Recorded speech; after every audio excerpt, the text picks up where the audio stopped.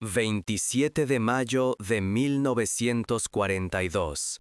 Praga, Protectorado de Bohemia y Moravia. 10:30 de la mañana.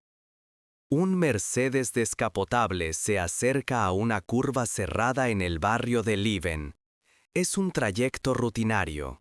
Cada día el mismo camino, la misma arrogancia.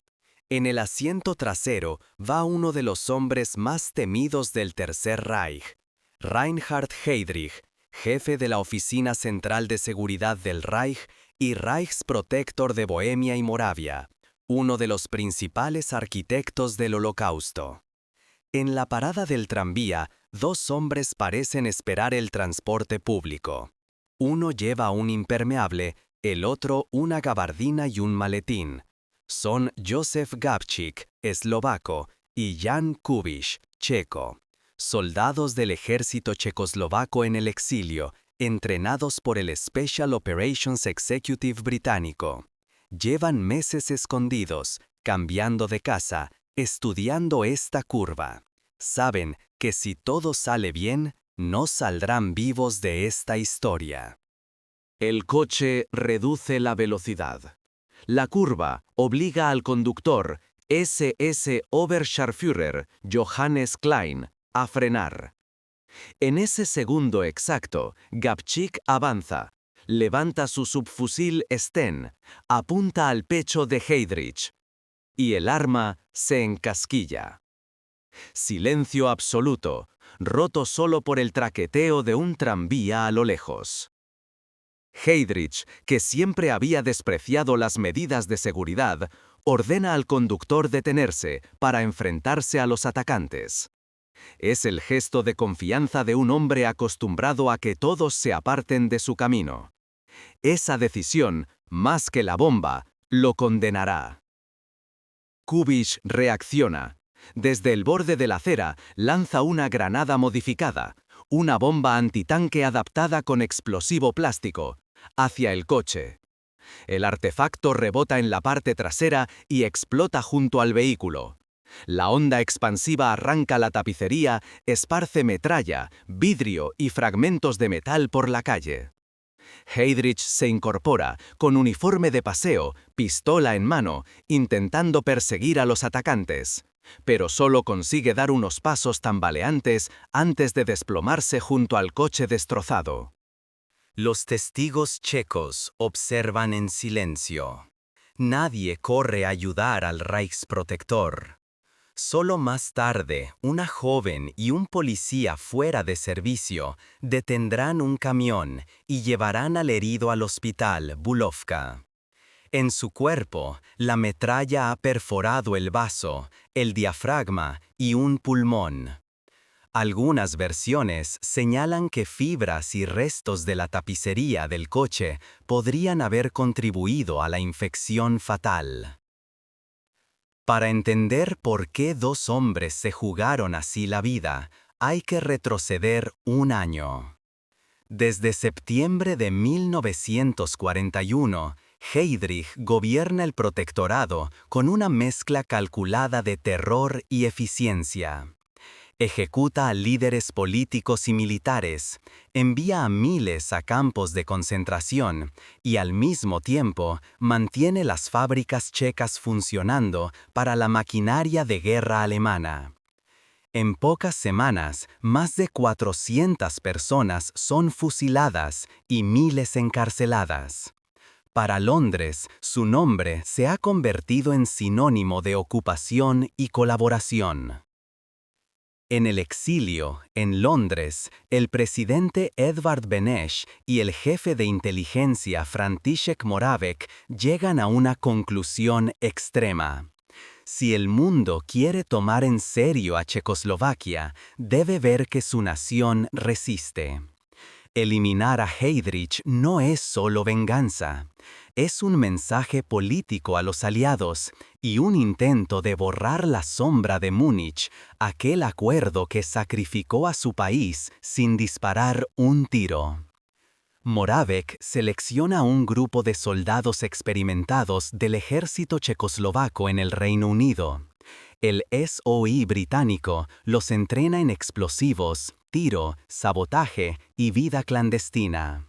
La operación recibe un nombre frío y casi irónico: Anthropoid, con forma humana. La noche del 28 de diciembre de 1941, un bombardero Halifax despega de RAF Tangmere. A bordo viajan Gabčík y Kubiš, junto a otras unidades con misiones distintas: Silver A, Silver B, Outdistance. Debían saltar cerca de Pilsen, pero problemas de navegación los dejan en campos nevados cerca de Nechvízdy, al este de Praga. Caminan, se esconden, buscan contactos de la resistencia. Tardan semanas en llegar a la capital. Cada casa que los refugia se convierte en objetivo potencial de la Gestapo. En Praga, la red clandestina les consigue documentos, comida, ropa. Se analizan varios planes: hacer descarrilar el tren de Heydrich, tenderle un cable de acero en una carretera forestal, atacarlo al entrar en el castillo. Ninguno es viable.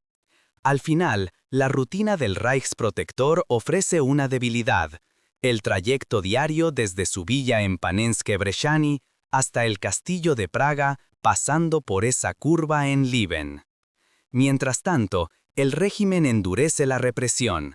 Desde la tarde misma del atentado, Karl Hermann Frank declara el estado de emergencia: toque de queda, controles, carteles con amenazas. Cualquier persona que ayude a los autores será ejecutada junto a su familia. Un operativo de 21.000 hombres registra unas 36.000 viviendas en cuestión de días. En el hospital Bulovka, los médicos operan a Heydrich. Le extirpan el vaso, limpian fragmentos de metralla y restos de metal. Parecía recuperarse: fiebre moderada, visitas de altos cargos, incluso alguna sonrisa para la propaganda. Hitler, furioso, exige represalias ejemplares. En un primer momento, habla de matar a decenas de miles de checos. Pero Himmler y Frank le recuerdan que las fábricas del protectorado son vitales para la Luftwaffe y los Panzer. Se opta por un terror selectivo, pero igual de brutal. El 4 de junio, Heydrich muere por septicemia. La mezcla de infección, posible embolia y tratamiento insuficiente todavía hoy se debate entre los historiadores. Disputado. Su funeral se celebra con toda la pompa nazi en Berlín. Mientras los discursos lo presentan como mártir del Reich, en Praga comienza una cacería humana. Más de 13.000 personas son detenidas e interrogadas. Se calcula que unas 5.000 serán ejecutadas en los meses siguientes, entre familiares, colaboradores de la resistencia, intelectuales y víctimas elegidas casi al azar. El castigo más conocido cae sobre un pueblo que no tuvo nada que ver con el atentado. La noche del 9 al 10 de junio de 1942, las fuerzas alemanas rodean Lidice, un pequeño pueblo minero cerca de Kladno. Todos los hombres mayores de 15 años, 173 en total, son fusilados al amanecer en el corral de una granja. Las mujeres son deportadas a campos de concentración. La mayoría acabará en Ravensbrück. De los 105 niños, unos pocos son seleccionados para germanización. 82 serán asesinados en el centro de exterminio de Chelmno. En total, unas 340 personas de Lidice mueren como represalia directa por Anthropoid. 2 semanas después, el pequeño pueblo de Ležáky es arrasado. Allí sí se había encontrado una radio de enlace con Londres. Todos los adultos, hombres y mujeres, son fusilados. Los niños, deportados. El mensaje es claro: por la muerte de un hombre, el Reich está dispuesto a destruir pueblos enteros. Mientras el terror se extiende, los paracaidistas siguen ocultos. Gabčík y Kubiš se reúnen con otros compañeros llegados en distintas operaciones. Adolf Opálka, Josep Valčík, Jan Hruby, Jaroslav Schwarz, Josep Bublik. La red de refugios es cada vez más estrecha. Cada familia que los esconde sabe que arriesga no solo su vida, sino la de sus hijos. Algunos líderes de la resistencia checa habían suplicado desde el principio que se cancelara el atentado. Temían exactamente este escenario. Pero desde Londres se insiste en seguir. El punto de ruptura llega de dentro. Karel Čurda, otro paracaidista del grupo Outdistance, se derrumba. Presionado por el miedo, la amenaza a su familia y la promesa de una recompensa, se presenta en una sede de la Gestapo en Praga y entrega una lista de contactos, direcciones, nombres. Sus informaciones conducen a registros que descubren rastros, fragmentos de paracaídas, documentos, pistas que llevan finalmente a una iglesia ortodoxa en la calle Reslova, la Catedral de San Cirilo y Metodio. La madrugada del 18 de junio de 1942, unidades de las SS y la policía alemana rodean la iglesia. Arriba, en la nave, se encuentran Opálka, Kubiš y varios compañeros. Se desata un tiroteo brutal. Durante horas, los paracaidistas resisten, moviéndose entre bancos y galerías, mientras las balas destrozan vitrales y columnas. Kubiš resulta herido de gravedad y será capturado inconsciente. Morirá poco después en el hospital. Ninguno de los otros se rinde. Antes de caer en manos del enemigo, se disparan a sí mismos. En la cripta, bajo la iglesia, están Gabčík y otros 3 hombres. La Gestapo descubre la trampilla oculta gracias a un colaborador. Incapaces de tomar el lugar por asalto, los alemanes convierten la cripta en una trampa mortal. Bombas de humo, granadas, chorros de agua que inundan lentamente el espacio cerrado. Los 4 resisten durante horas en medio de la oscuridad, el ruido de las bombas y el agua subiendo. Cuando los atacantes finalmente abren un boquete en el muro, los paracaidistas ya han tomado su decisión: utilizar sus últimas balas contra sí mismos. Ningún miembro de Anthropoid será capturado vivo. La represión no termina en la cripta. El obispo ortodoxo Gorazd y varios sacerdotes son arrestados y ejecutados por haber permitido el uso de la iglesia. Decenas de familiares de los paracaidistas corren la misma suerte. En total, el esfuerzo nazi por vengar a Heydrich deja más de 1.300 muertos, entre ellos las víctimas de Lidice y Lešáky, parientes, colaboradores y personas marcadas como políticamente no confiables. Karel Čurda recibe dinero y una nueva identidad. Sobrevive a la guerra, pero no a la posguerra. Será juzgado y ejecutado en 1947 por traición. La memoria checa no le reservará ningún lugar entre los héroes de la resistencia. ¿Valió la pena Anthropoid? La pregunta ha perseguido a historiadores y a checoslovacos durante décadas. Desde un punto de vista estrictamente militar, la muerte de Heydrich no cambia la dirección general de la guerra.